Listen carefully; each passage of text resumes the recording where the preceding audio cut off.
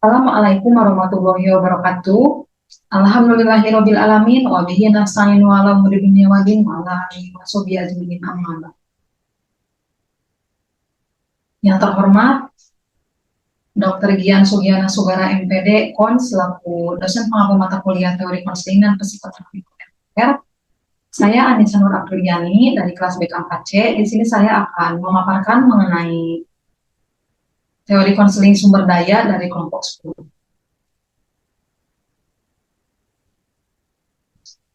Langsung saja mungkin ke pembahasan, dimulai dari latar belakang.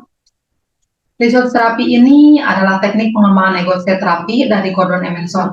Nah, teknik ini merupakan terapi psikodinamik berdasarkan atribut personality yang terdiri dari bagian-bagian atau part.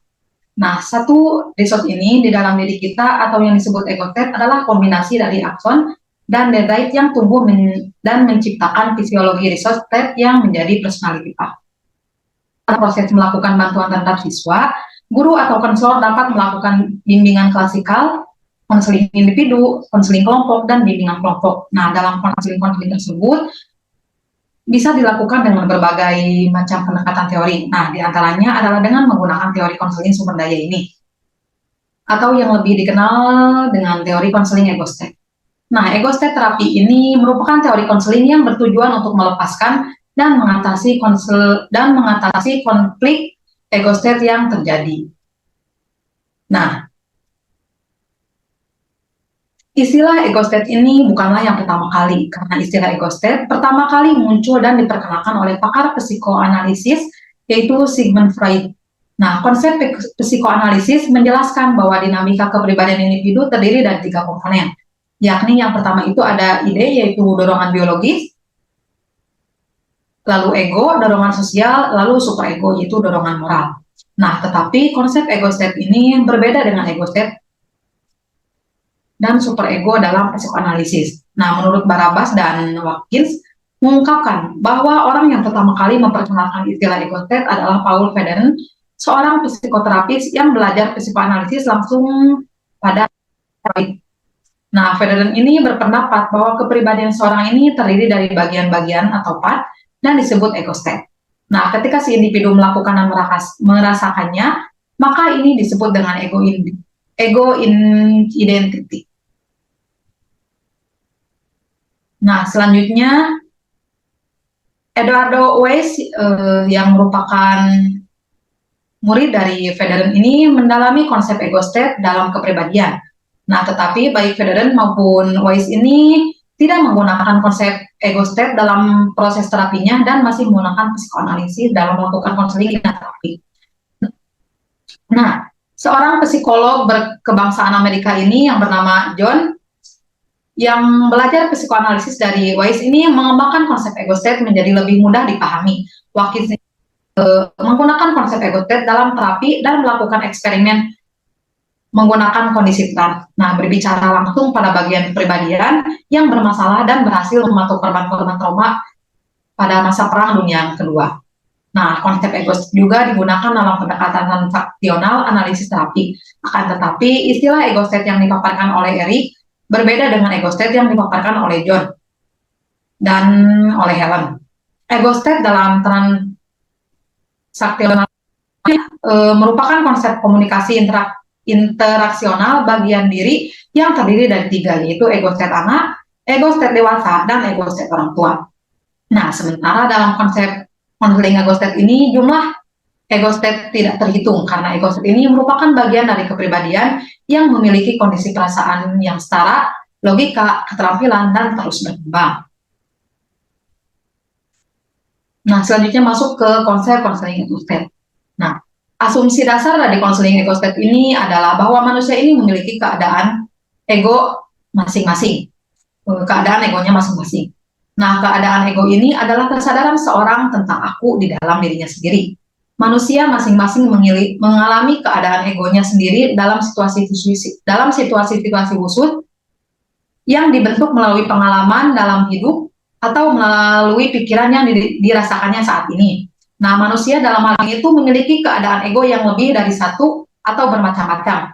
Dan dalam konsep konseling ego state ini, bagian-bagian ego yang bermacam-macam inilah yang disebut sebagai resource.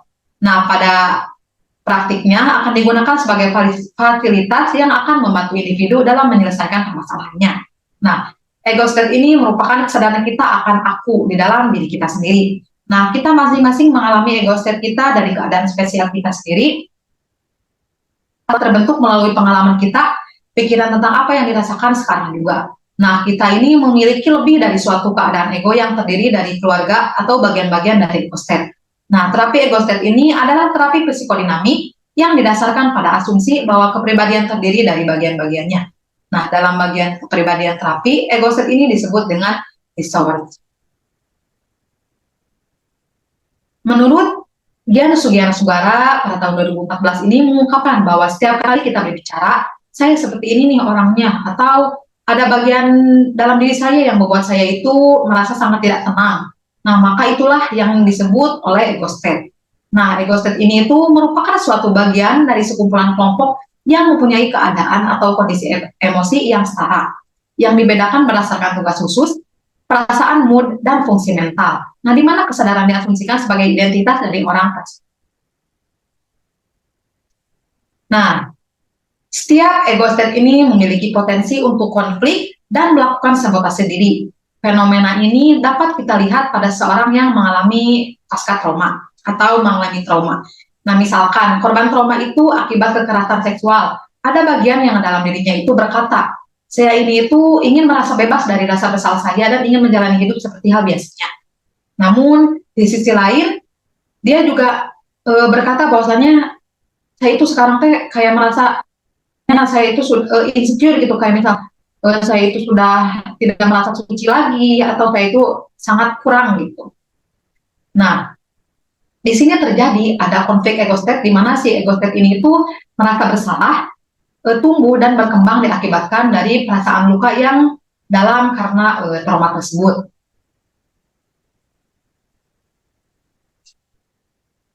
Van der Kolk ini pada tahun 1994 menjelaskan nih bahwa ketika seorang mengalami trauma, memori yang berkaitan dengan peristiwa trauma ini akan menempel di dalam otak kita pada bagian nonverbal, tidak sadar dan sangat sulit untuk diakses. Nah, ego state yang tumbuh akibat pengalaman traumatis ini kadangkala melakukan manipulasi dengan cara menekan memori menyakitkan tersebut. Konseling dengan menggunakan teknik ego state adalah dengan cara menemukan ego state yang terbuka. Hadit,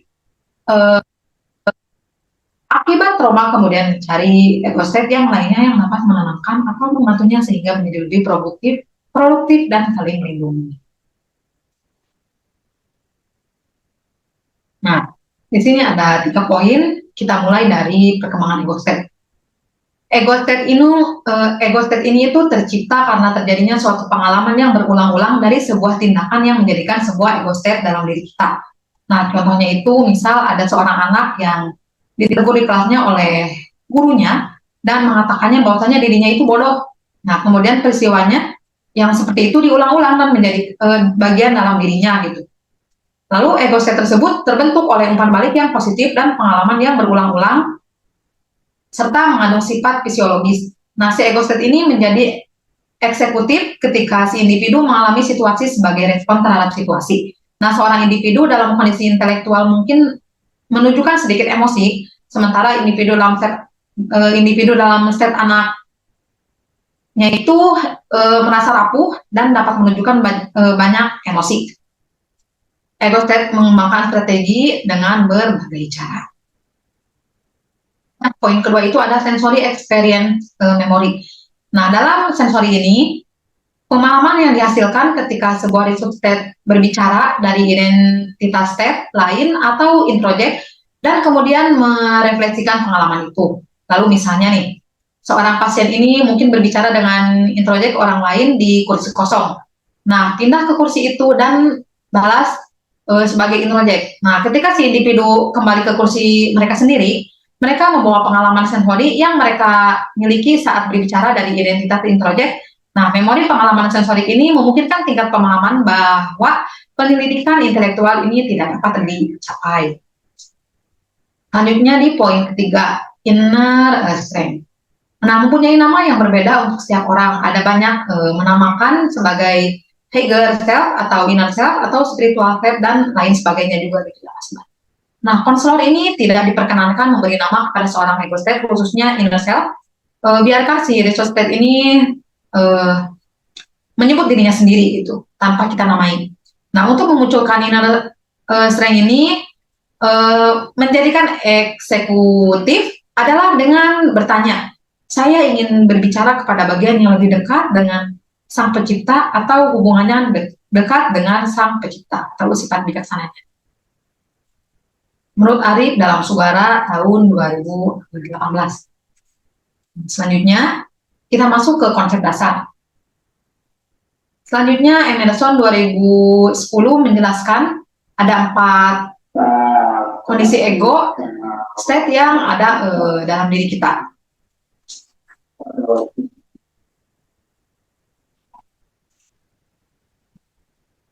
Yang pertama itu ada normal ego state, yaitu ego state yang berperan positif. Tujuannya itu adalah inti dari konseling ego state adalah untuk membantu semua state berfungsi menjadi normal kembali. Nah, selanjutnya di bagian B itu ada varied ego state, yaitu ego state yang bersifat mengganggu sehingga membuat orang tersebut sering melakukan yang tidak diinginkan atau tidak ingin dilakukan. Nah, di sini di ego state ini muncul karena trauma dan penolakan di masa lalu dan tidak terselesaikan. Nah, bila varied ego state ini menjadikan akan membuat perasaan orang tersebut menjadi buruk, bahkan menjadi di luar kendali dan tidak melakukan sesuatu yang diinginkannya. Di sini ada 4 poin mengenai varied. Yang pertama itu ada varied with fight, varied with rejection, varied with disappointment, dan yang terakhir itu ada varied with confusion. Yang poin ketiga itu ada retro ego state, yaitu ego state yang muncul dan berkembang di masa lalu. Nah, ego state ini itu tercipta sejak kita masih kecil dan dulu state ini itu berguna atau digunakan, tetapi sekarang sudah tidak digunakan lagi atau tidak berguna lagi. Nah, menurut Arif mengemukakan bahwa retro state ini muncul saat di masa dulu kala yang bertentangan dengan state yang lain, bahkan kadang bertentangan dengan kepentingan dan keuntungan orang tersebut. Nah, menurut Gordon Emerson menjelaskan juga bahwasannya retro state ini sebagai sebuah state yang melakukan aktivitas yang tidak dihargai oleh bagian kepribadian lainnya. Nah, resource state ini yang mengembangkan keterampilan mengatasi permasalahan dan nantinya tidak disukai oleh bagian kepribadian lainnya. Nah, sebuah resource state hanya menjadikan retro ketika perilakunya tidak disukai oleh bagian kepribadian lainnya, oleh kepribadian lainnya. Selanjutnya poin keempatnya itu konflik ego state, yaitu beberapa ego state yang saling berkonflik dan kadang menjadikan masalah bagi orang tersebut. Nah, sebenarnya konflik ego state ini mempunyai maksud positif, tetapi kadang mereka bertengkar atau berbeda pendapat secara internal. Nah, menurut Arif, conflicted research state ini adalah beberapa state yang saling berkonflik dan kadang menjadi masalah buat orang tersebut. Nah, state ini terjadi karena konflik kepentingan di dalam diri tersebut. Nah, seperti hati nurani, saling tidak setuju sama satu sama lain. Nah, pada dasarnya konflik research state ini mempunyai maksud positif, tapi kadang mereka bertengkar atau berbeda pendapat secara internal. Gangguan yang dihadapi antara lain menunda-nunda sebuah pekerjaan, gangguan tidur, dan gangguan pikiran.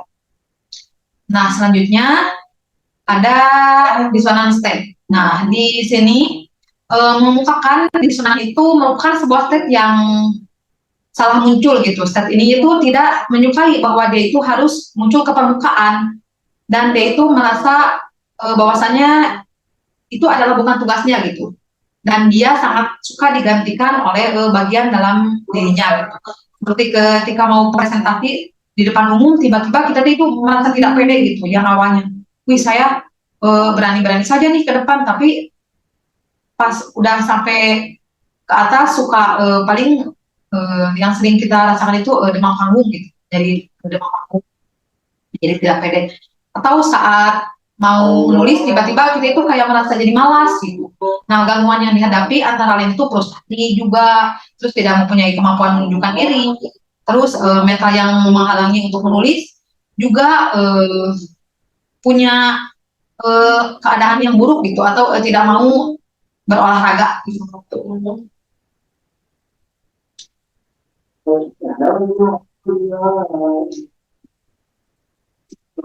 Selanjutnya, tujuan konseling sumber daya.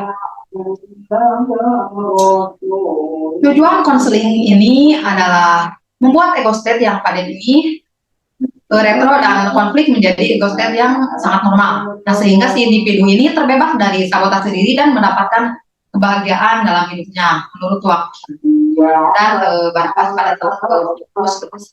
Nah, secara garis besar, Emerson juga merumuskan tujuan konseling ego state itu meliputi yang pertama itu ada mengalokasikan di mana adanya kesakitan, trauma, kemarahan, atau frustasi dalam ego state dan memfasilitasi ekspresi tersebut, melepaskan emosi negatif dan memberikan rasa nyaman serta memberdayakan diri.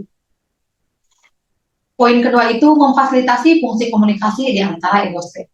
Yang ketiga itu menolong klien mengenal ego state mereka sehingga si klien dapat memetik keuntungan yang lebih. Selanjutnya yang poin keempat itu ada mengatasi konflik diri atau konflik ego state.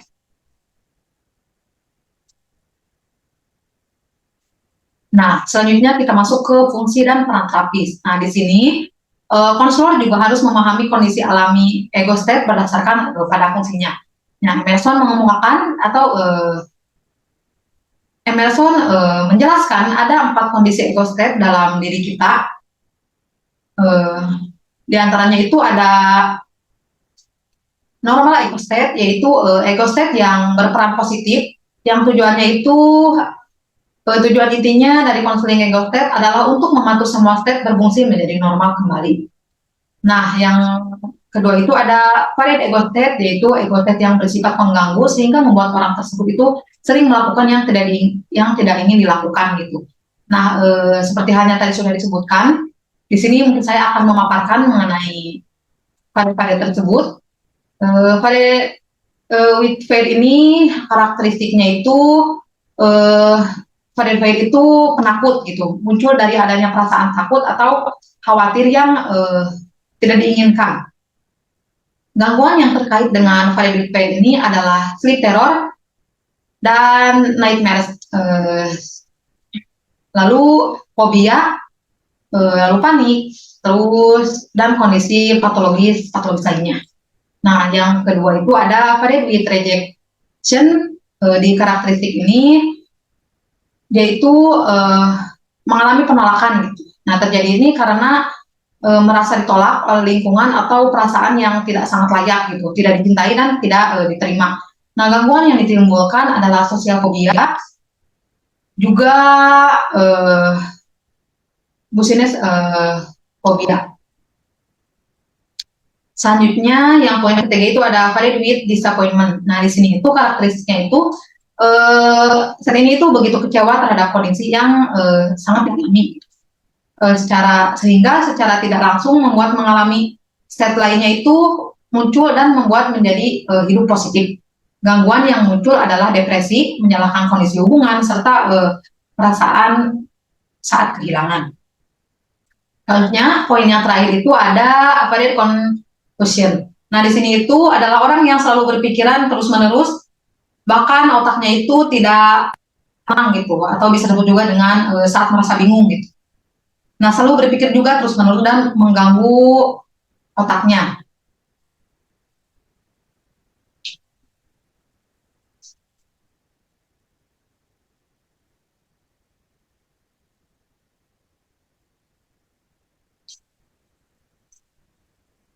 Energinya rendah, lalu sehingga dia memiliki untuk tidak menikmati kehidupannya itu. Gangguan yang ditimbulkan adalah pikiran yang ruwet, terus selalu mengalami bengong, terus sangat mempunyai rasa bersalah atau malu, terus sering mengalami gelisah dan kebingungan yang dalam berkaitan dengan sebuah hubungan.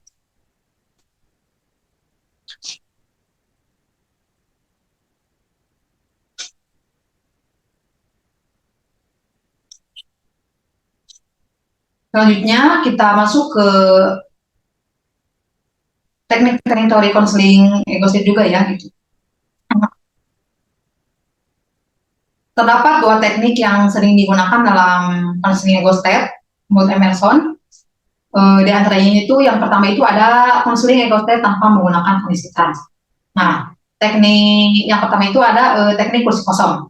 Nah, teknik kursi kosong ini yaitu teknik konseling ego state dengan menggunakan kursi sebagai media dalam memfasilitasi komunikasi antar ego state.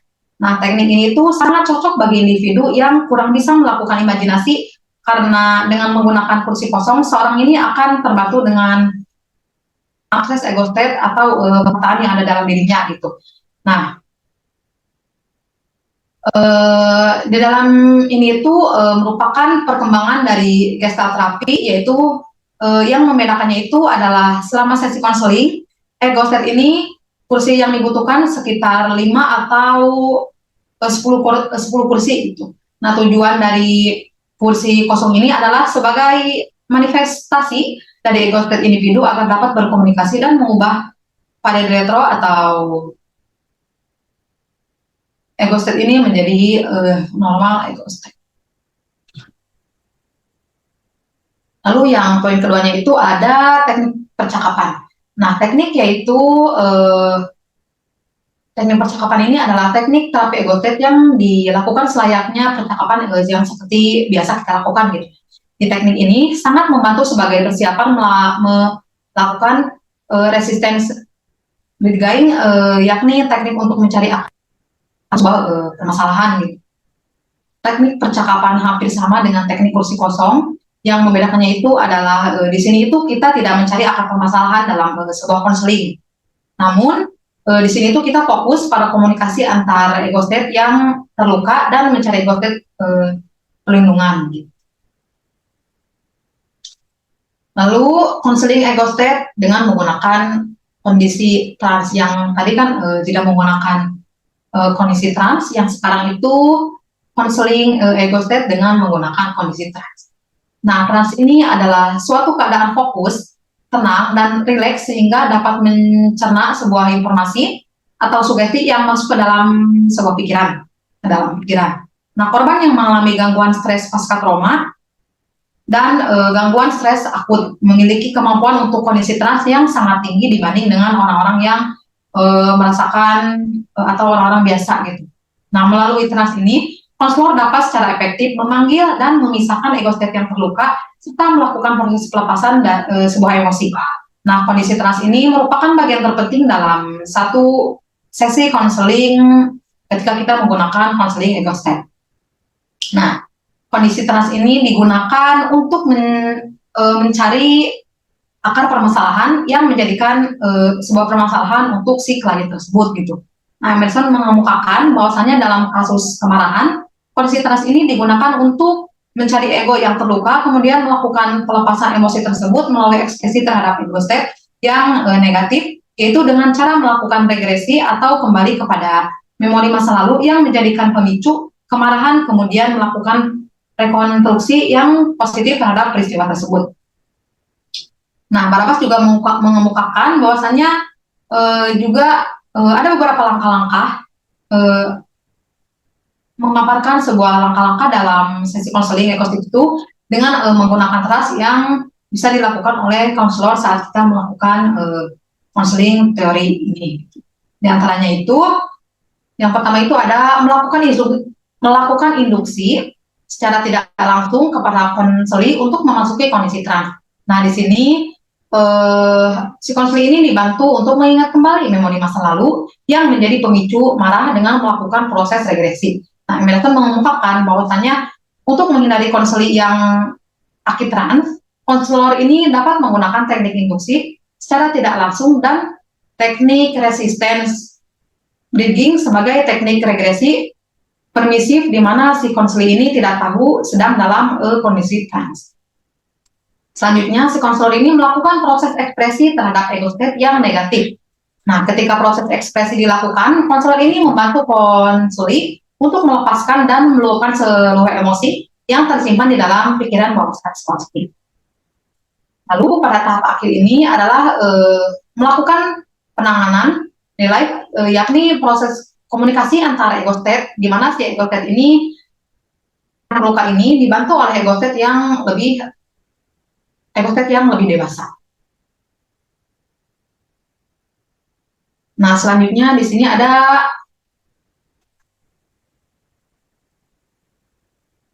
prosedur-prosedur dalam saat kita melakukan konseling ego state. Yang pertama itu ada prosedur konseling ego state yang ke-1, yaitu diagnosis patologi ego state. Tujuannya itu dari diagnosis ini adalah untuk mengklarifikasikan isu yang disajikan ke salah satu dari 8 kategori tersebut. Yang kedua itu prosedur konseling ego state. Yang kedua ini Vivify spesifik, yang dimana Vivify spesifik ini adalah salah satu tindakan yang paling sering digunakan dalam research terapi. Nah, the Vivify specific action ini adalah action yang memastikan bahwa kesalahan yang tepat digunakan untuk pekerjaan yang terapeutik. Yang ketiga itu ada prosedur konseling ego state, yaitu bridging action. Nah, yang dimana di sini itu proses ini mencari akar permasalahan, mencari akar dari sebuah permasalahan. Nah, hal-hal yang dapat ditanyakan pada klien ini sebagai berikut. Yang pertama itu ada, apakah si perasaan tersebut itu, apakah perasaannya seperti tua atau muda, atau perasaan ini lebih dewasa atau lebih muda. Jadi maksud itu untuk membimbing si klien agar bisa memulai merasakan atau mengidentifikasi umur ego state yang akan kita panggil tersebut. Nah, selanjutnya poin keempat itu ada prosedur konseling ego state atau ekspresi dalam proses. Yang pertama itu ada mengekspresikan permasalahan yang terpendam dan diungkapkan dari research state yang terluka akibat dari introject yang membuat permasalahan kepada klien. Selanjutnya, klien dapat berbicara secara langsung kepada introject. Bila tidak berani, konselor dapat memfasilitasinya. Nah, yang ketiga itu ada, jika klien masih tetap tidak berani mengatakannya, lalu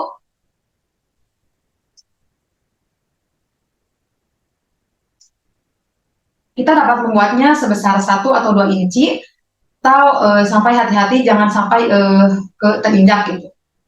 Tujuannya itu agar si klien ini mempunyai keberanian untuk mengatasi perasaannya secara langsung. Nah, poin kelima itu ada introject speak. Nah, yang dimana di sini menurut Antonius Arif ada 2 hal dalam research terapi dengan menggunakan introject, yaitu ada berbicara langsung ke introject. Cara melakukannya adalah seperti kepada sebuah kursi dan langsung berbicara di kursi tersebut seakan-akan introject ini berdiri di kursi itu.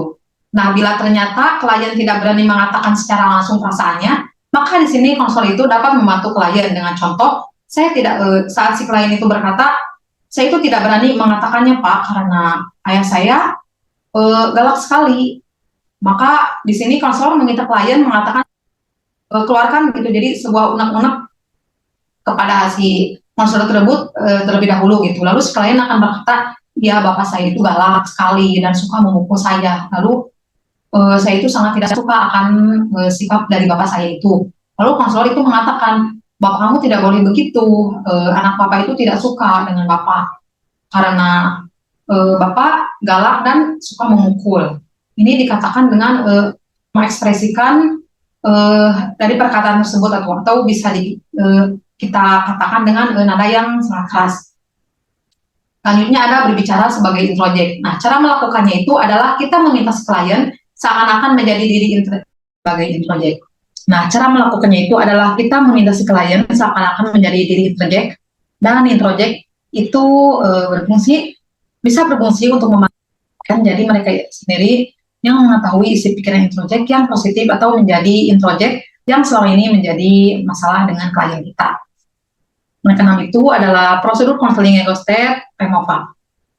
Nah, setelah diekspresikan perasaan research state yang terluka tadi, maka introject harus kita removal atau harus kita lepaskan.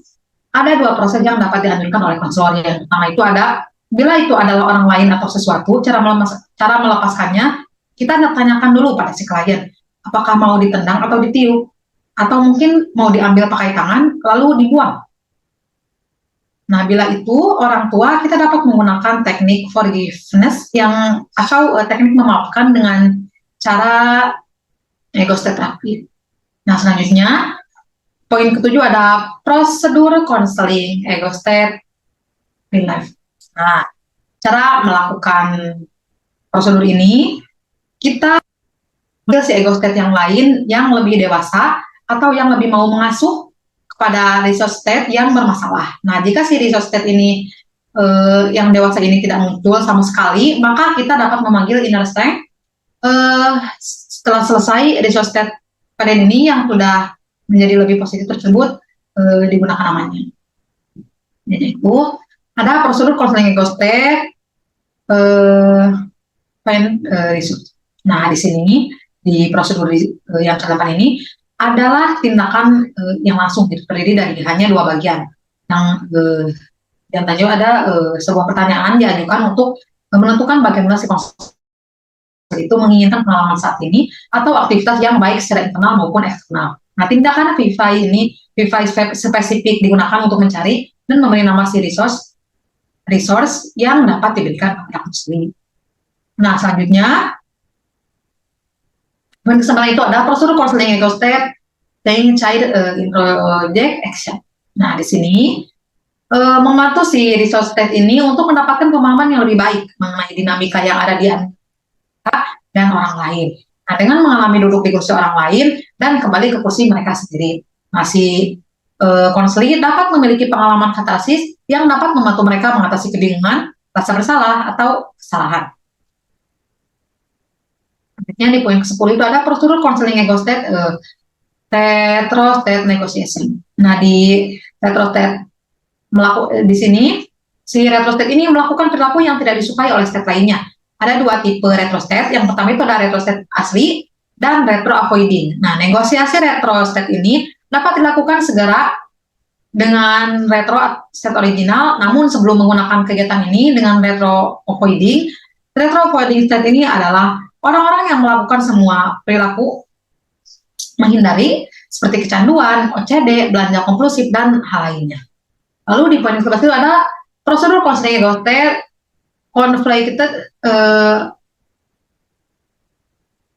complicated state negotiation. Nah, di prosedur ini kita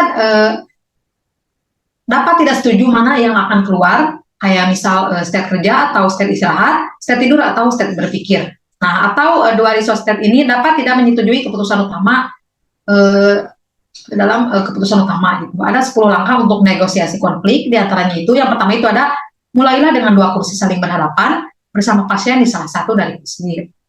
Lalu yang kedua itu adalah gunakan tindakan khusus PPPI untuk memastikan bahwa salah satu state dalam konflik berada dalam sadar.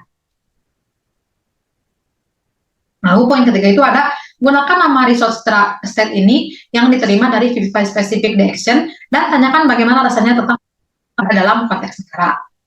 Lalu tunjukkan pengertian atau perasaannya, tapi buatlah sebuah kasus untuk itu seberapa penting dan berguna negara lain. Selanjutnya, meminta klien untuk berdiri dan berganti kursi, lalu berbicara langsung dengan negara yang berkonflik lainnya. Nah, pastikan Anda mendapatkan sebuah nama darinya untuk dirinya sendiri. Selanjutnya, sebuah nama dan tanyakan bagaimana rasanya tentang keadaan yang telah terjadi konfliknya dengan di kursi yang lain. Buat catatan yang berinci apa yang tertulis di dalamnya. Selanjutnya, menunjukkan pemahaman untuk perasaan mereka, tetapi membuat kasus itu mana yang penting dan berguna bagi state lainnya. Lalu yang terakhir itu ada terus membuat kasus sampai state berkonflik mulai memahami utilitas state yang lainnya. Nah, ketika itu menimbulkan kompromi di mana si kedua state itu mungkin dihargai dan mendapatkan sesuatu yang diinginkan masing-masingnya. Lalu poin kedua itu ada proses counseling ego state resistance alliancing. Nah, di sini dalam terapi merupakan indikasi bahwa terapi ini mendekati resource state emosional. Nah, ini berarti bahwa si terapi ini telah berjalan dengan baik. Ketika seorang terapis menyaksikan terapis sedang menyaksikan perlindungan yang melindungi resource state ini. Jadi ada prosedur counseling ego state the variation CFP. Nah, di sini teknik yang memungkinkan resource state ini memisahkan diri dari sesuatu yang siap dilepaskan. Sebagai contoh nih, sebuah resource state ini mungkin siap untuk melepaskan rasa bersalahnya, mungkin siap juga untuk melepaskan hubungan masa lalu, atau juga mungkin siap untuk melepaskan perasaan uh, traumanya. Nah, sementara saya lebih memilih teknik RT Action 2-7 untuk menyelesaikan trauma. Nah, resistance aliansi ini juga dapat digunakan untuk mengatasi trauma. Nah, ini juga tidak memaksa, juga tidak memerlukan ISA itu untuk ditinjau kembali. Selanjutnya nih poin tadi itu ada prosedur konseling eco state mentoring. Nah, di sini alat yang berguna untuk membantu memperdayakan pasien itu untuk membawa kesadaran sebagai result yang diinginkan. Nah, si pasien ini akan dapat membawa ke dalam sadar yang mereka inginkan result state selama state tidak dilibatkan. Nah, pada ini sering memegang emosi yang kuat dan sampai akhirnya mereka dapat mencegah pasien untuk tidak membawa keadaan yang diinginkan. Lalu selanjutnya kita masuk ke kasus Jenny. Nah,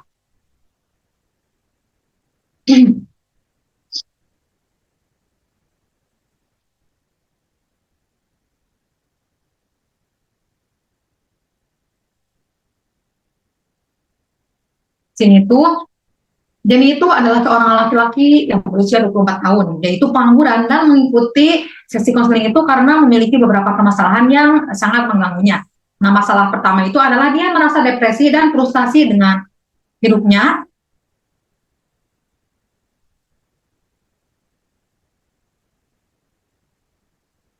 karena dia itu tidak mempunyai pekerjaan.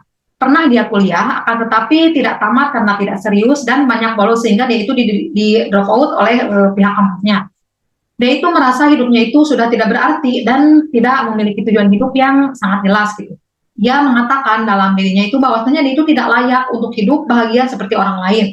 Ada keinginan dalam dirinya itu untuk menikahi seorang wanita, namun dia itu insecure karena uh, dan juga dia itu ingin bahagia bersama wanita pilihannya itu, akan tetapi dia itu uh, sadar akan kondisinya yang sekarang gitu. Dia itu frustasi terhadap dirinya. Ia mengatakan setiap kali mendekati perempuan itu, dia itu selalu merasa bahwasanya dirinya itu cemas yang berlebihan, dan dalam pikirannya itu seringkali muncul pikiran bahwa perempuan itu pasti berpikiran jelek terhadap dirinya, terhadap kondisinya yang buruk dan tidak mempunyai kerjaan tersebut. Gitu. Nah, ketika dihadapkan pada pemikiran tentang kondisinya, jadi ketika dihadapkan pada pemikiran terhadap permasalahan yang dihadapi, yaitu langsung dialihkan kepada mabuk-mabukan dan meminum minuman alkohol dengan tujuannya itu supaya menghilangkan pikiran yang stres.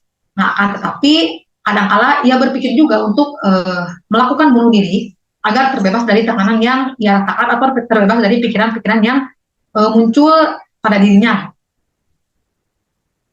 Sampai-sampai si Jenny itu merasa bahwasanya hidupnya itu sudah tidak berarti gitu. Nah, satu-satunya yang ia rasakan berarti itu adalah ibunya. Dia itu memiliki ibu yang sangat baik hati. Maka tapi setiap kali melihat ibunya itu seringkali muncul dalam pikirannya bahwasanya dia itu tidak berguna dan tidak bisa membahagiakan ibunya. Jadi tidak bisa juga menjadi orang yang bermanfaat bagi terutama itu bagi ibunya. Nah, analisis kasus Jenny dengan teknik egostet ini. Nah, untuk kasus Jenny itu diagnosis termasuk ke dalam yang di mana ia ini merasa memiliki penolakan dari berbagai hal.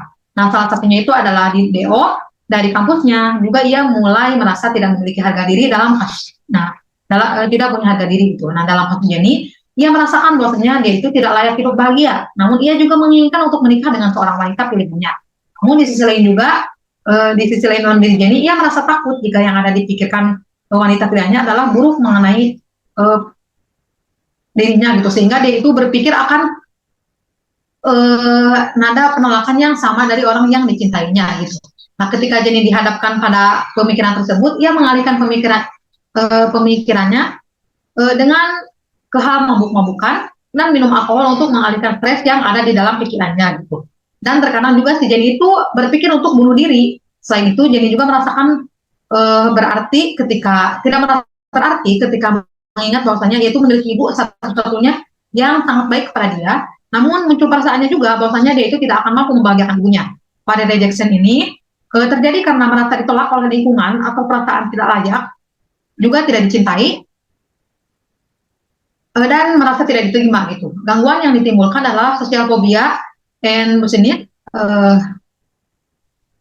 fobia, narsisis, anoreksia nervota, bulimia nervota, antisosial, feeling unlovable, compulsive shopping, overcompetitive. Sebuah resource pada with rejection ini merasa tidak dicintai atau juga tidak cukup baik. Hal ini dapat mencegah agar si pasien itu tidak terlibat dan dapat menyebabkan si pasien ini mempertanyakan nilai-nilai dalam dirinya gitu atau nilai pribadinya.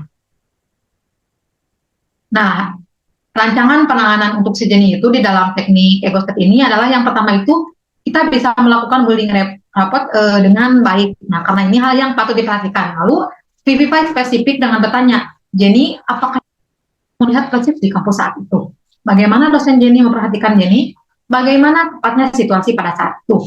Lalu pertanyaan tersebut berlangsung sampai Jenny melontarkan respon terhadap VV5 spesifik yang diajukan. Nah, setelah itu dimulai bringing action di mana dimunculkan emosi ketika yaitu dihadapkan kembali pada situasi yang sama.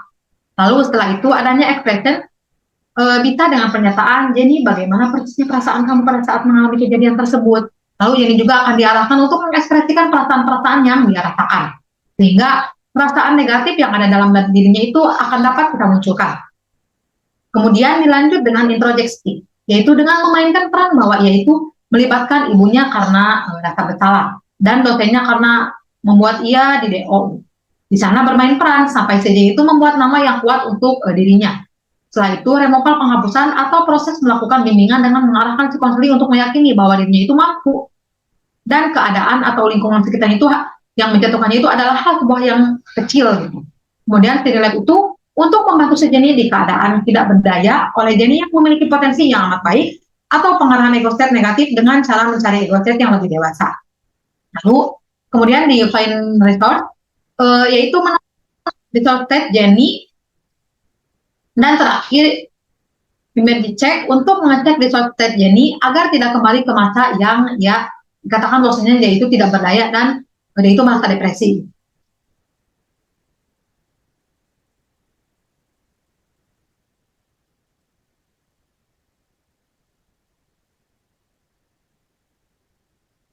Lalu untuk pembahasan materi mungkin sudah, kita bisa masuk ke kesimpulan. Di sini itu bahwasannya dari kesimpulan materi yang telah saya paparkan barusan, bahwasannya di ego state ini itu merupakan kesadaran kita sebagai aku atau saya. Nah, sebagai manusia kita itu memiliki ego yang lebih dari satu. Nah, dalam kondisi lainnya juga kita juga memiliki ego lebih dari satu keadaan ego yang terdiri dari bagian-bagian. Lalu konsep dari terapi ego state ini adalah di dalam diri manusia terdapat bagian-bagiannya dan bagian tersebut itu mempunyai fungsi dan tanggung jawabnya masing-masing. Dan setiap ego state ini tuh memiliki potensi untuk konflik dan melakukan sabotase diri. Nah, hal ini tuh dapat kita amati pada korban trauma.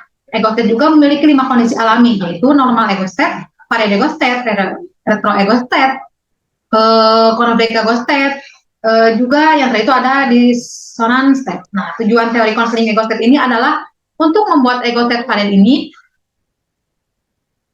retro dan konflik ini menjadi ego state yang normal. Nah, sehingga si individu atau si konflik ini menjadi terbatas dari sabotase diri agar mendapat kebahagiaan dalam hidupnya dan dapat menatap masa depan dengan pribadi yang jauh lebih baik. Nah, selain itu, teknik konseling ini juga diantaranya adalah selain itu, teknik konseling dalam ego state diantaranya itu adalah ada teknik konseling kursi kosong, yaitu teknik kursi sebagai yaitu kursi yang menjadi sebagai medianya. Gitu. Lalu teknik percakapan adalah teknik yang digunakan seperti percakapan biasa. Ada 15 prosedur juga yang digunakan dalam konseling ego state.